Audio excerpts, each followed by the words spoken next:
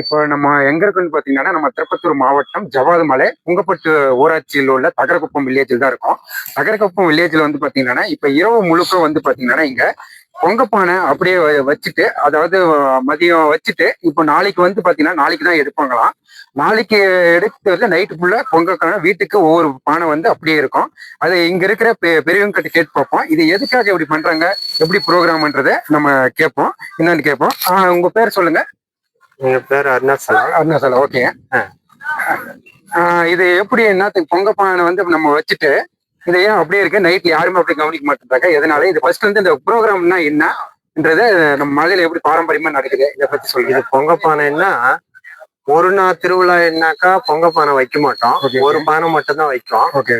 பொங்கப்பானைனாக்கா 100 வீடு இருக்குதுன்னா 100 வீடும் பொங்கப்பானை எடுத்துன்னு வந்து 2 நாள் திருவிழா அது. Okay okay. அது ராவு பண்டவன்ட்டு சொல்லுவோம். மலையில ராவு பண்டவன்ட்டு சொல்லுவோம். நைட்ல தங்குறதுனால அது ராவு பண்டவன்ட்டு சொல்லுவோம். ஓகே. அதனால வீட்டுக்கு ஒரு பானை எடுத்துன்னு வந்து இன்னைக்கு பொங்கப்பானை வச்சுட்டு நாளைக்கு மறுநாளைக்கு 12 மணியோ 11 மணியோ அது ஒரு நல்ல நேரம் பார்த்து சாமிக்கு அலங்காரம் பண்ணிட்டு அந்த கடாய் வெட்டி நம்ம பூஜை பண்ணுவோம். பூஜை பண்ண பிறகு அதே மாதிரி அந்த நைட்டுக்கு என்னன்னாக்கா அந்த பொங்கப்பானையால வச்சுட்டு ப்ரோக்ராம் ஏதாவது வைப்போம். பாட்டு கச்சேரியோ ஏதோ.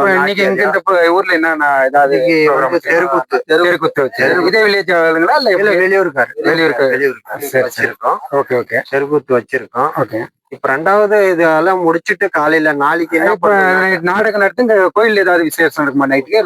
கோயில்ல எதுவும் இல்ல, பூஜை 12 பூஜை நடக்கும். ஒவ்வொரு நைட்டும் ஒரு பூஜை வச்சு நைட் ஃபுல்லா பாடி பூஜை பண்ணுவாங்க. அதுக்கப்புறம் காலையில என்ன என்ன பண்ணுவாங்க? விடிஞ்சாக்கா ஊர்வல வந்து கடாய் புடிச்சுன்னு வருவாங்க.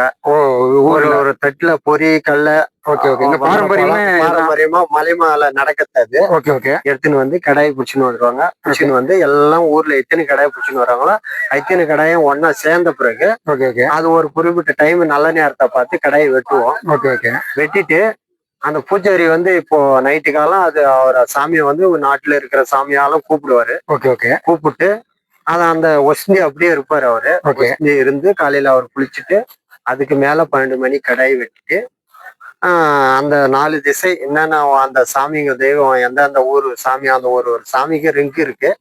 அந்த சாமிங்களுக்கு பள்ளி சோறு அந்த கடாயை வெட்டுறதுல ஒவ்வொரு கடாய் ரத்தமும் சோறு கொஞ்சம் வச்சு அதுல அதை பிடிச்சி எல்லா கடாயிலையும் ரத்தம் எடுத்து அதை பிடிச்சிட்டு 4 திசைக்கும் அதை பிசுக்கி பள்ளி சோறு போட்டுட்டு. அது எதுக்கு அது மாதிரி போடுறாங்க? அந்த காவு அது சாமிக்கு அந்த அம்மா மட்டும் சாப்பிட்டா போறாது, அந்த சாமிகளும் சாப்பிடணும். அதுங்களுக்கும் 4 திசைக்கு 4 போடுவாங்க. போட்ட பிறகு லாஸ்டா அவரும் ஒரு வாய் சோறு அதே சாப்பிடுவாரு. அப்படிங்க. அந்த பூசாரி 3 வாய் 3 வாய் சாப்பிடுவாங்க. 3 வாய் சாப்பிட்டு அவரு வசந்தி விடுவாரு. அதுலதான் இப்ப சாப்பிட மாட்டாரு. இன்னில இருந்து 1 டே ஃபுல்லா சாப்பிடாம விரதமா இருக்கு. சரி. இதுதான் மலை மேல நடக்கிற பராமரிப்பு. ரகு பண்ணோம்னா பாக்கல, பகல் பண்ணோம்னா அன்னைக்கே முடிச்சிடும். 11 மணிக்கு 10 மணிக்கு சாமி கிளப்போம். அன்னைக்கே முடிச்சிடும். இது வந்து 4 மணிக்கு 3 மணிக்கு மேலதான் சாமி கிளப்போம். 3 மணிக்கு 2 நாள் திருவிழான்னா ராவு பண்டகன்னா 3 மணிக்கு மேல கிளப்போம். இதுதான் மலை மேல நடக்கிற கலாச்சாரம். இது வந்து 4 மணிக்கு தான் அவளை சாமி வீட்டுக்கு போகும். மறுபடியும் ஈவினிங் 4 மணிக்கு அந்த நைட்டு ஏதாவது ப்ரோக்ராம் 4 நைட் அது தெருக்குத்தாங்க. அந்த வில்லேஜ்ல தெருக்குத்து நடைபெறும்.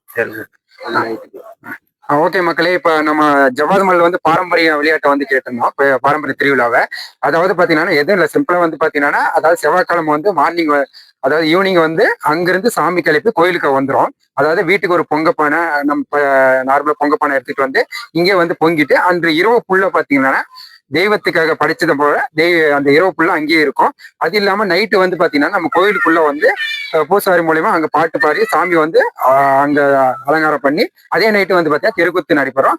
அதுக்கப்புறம் மார்னிங்கு ஆடு வெட்டுதல் நடைபெறும். அதுக்கப்புறம் பாத்தீங்கன்னா ஈவினிங் வந்து சாமி வந்து கிளம்பிடும். இதுதான் பாத்தீங்கன்னா நம்ம பாரம்பரியமா ஜவ்வாது மலையில எல்லாரும் ஒரே மாதிரி பாரம்பரியமா கொண்டாடி கொண்டு இருக்கிறோம். அது பாத்தீங்கன்னா இங்க இருக்கிறது வந்து நம்மளுக்கு இளவன் காளியம்மன். அதாவது காளியம்மன் இதை பத்தி தெரியுங்களா உங்களுக்கு? காளியம்மன் இங்க வந்து பாத்தீங்கன்னா சின்ன காளி, அங்க பெரிய காளிகள். அது எப்படி இங்க திருவிழா இதுக்கு ஃபர்ஸ்ட் வைப்பாங்களா? ஓகே. Okay okay. இந்த செவ்வாய்க்கிழமை இந்த தாவரகுப்பம் இருக்கிற காளிக்கு திருவிழா பரம்பரையா ஓகே ஓகே. பரம்பரையா எத்தனை தலைமுறை நடக்குது தெரியாது. Okay okay. தாவரகுப்த அம்மாவுக்கு கூட்டிட்டு தான் ஓகே. அடுத்த செவ்வாய் உடனே அடுத்த செவ்வாய் வந்து காளி அம்மா. அதாவது ஜவாதுமல்லே காளியம்மன் கோயில், அதாவது வலைதளப்பட்டு நடுக்குப்பம் விளாங்குப்போம் அந்த 3 ஊரில் மத்தியில் அமைந்திருக்கும் ஸ்ரீ காளியம்மன் கோயில் வந்து பெரிய காளின்னு சொல்றாங்க. இது வந்து சின்ன காளி, அதாவது தங்கச்சி, அதை வந்து அக்கான்னு சொல்றாங்க.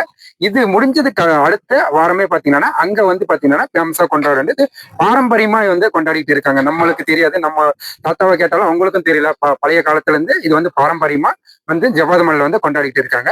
இது மாதிரி பாத்தீங்கன்னா நம்ம ஜவாதுமல் நடக்கிறது அடுத்த வீடியோல அடுத்த வில்லேஜ்ல என்னென்ன நடக்குதுன்றதை நான் உங்களுக்கு வீடியோ அப்டேட் பண்றேன். தேங்க்யூ மக்களே.